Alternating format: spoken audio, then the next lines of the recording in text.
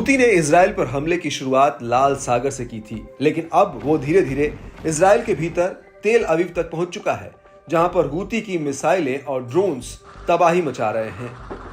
यहां तक कि इजराइल के एयर डिफेंस सिस्टम भी अब हूती के हमलों के आगे फेल साबित हो रहे हैं। और तो और हूती इजराइल के भीतर अब उन संवेदनशील इलाकों पर हमले कर रहा है जो अभी तक उसके टारगेट से दूर थे।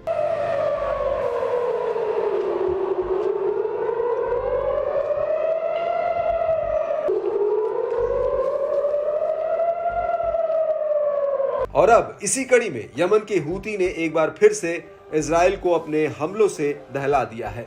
जी हां, हूती का दावा है कि उसने तेल अवीव और एश्कलोन शहर पर कई ड्रोन अटैक किए हैं।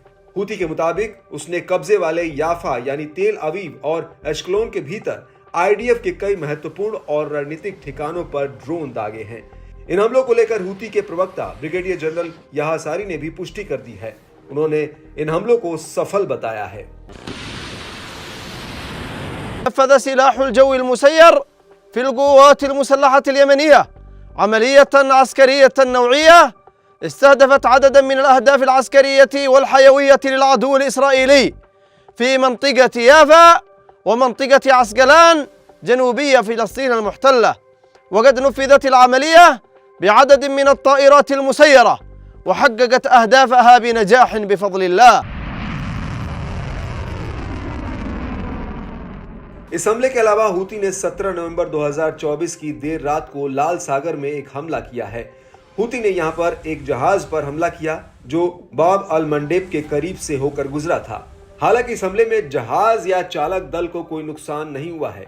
इसको लेकर जहाज के कैप्टन ने ब्रिगेड की मैरीटाइम ट्रेड ऑपरेशन सेंटर को बताया कि जैसे ही जहाज बाब अल मंडेब के पास से होकर गुजरने लगा, वैसे ही जहाज के बिल्कुल करीब एक मिसाइल आकर गिरी थी।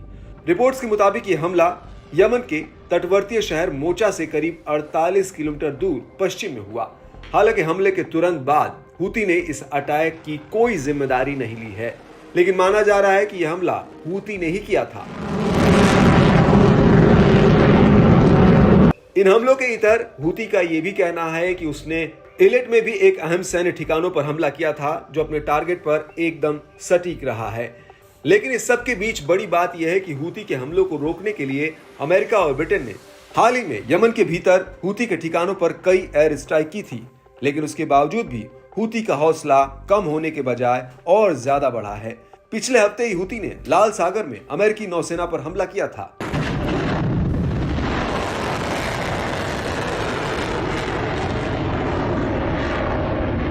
हूती ने अरब सागर में अमेरिका के युद्धपोत यूएसएस अब्राहम लिंकन पर कई मिसाइल और ड्रोन फायर किए थे, और इसके बाद हूती ने लाल सागर के भीतर अमेरिका के 2 विध्वंसक युद्धपोतों पर बैलिस्टिक मिसाइल और ड्रोन से हमला किया था। और इन हमलों को लेकर भी हूती ने कहा था कि ये सभी जहाज यमन के भीतर हूती पर हमले की तैयारी में थे, लेकिन इससे पहले हूती के लड़ाकों ने उल्टा इनके ऊपर ही हमला कर दिया।